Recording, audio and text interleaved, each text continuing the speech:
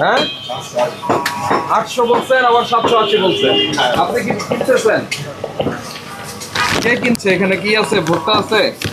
কার জন্য এটা বানাচ্ছেন? হোটেলে দেওয়ার জন্য?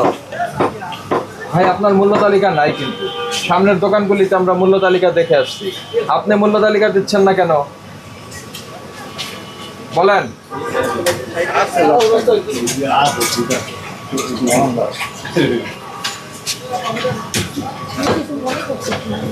আপনি হাসতেছেন কেন?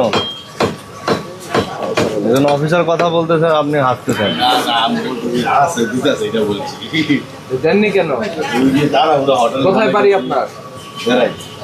বেড়াই। শোনেন, মূল্য তালিকা না দিলে 50,000 টাকা পর্যন্ত জরিমানা হতে পারে। মনে হচ্ছে কাজটা একটু ছোট্ট কাজ করি নাই, কিন্তু এটা না দিলে 50,000 টাকা পর্যন্ত অর্থদণ্ড হতে পারে। কেন বলেন তো?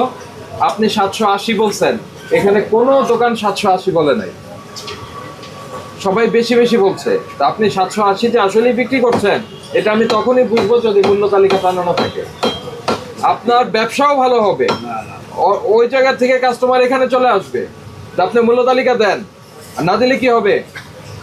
জরিমানা হবে।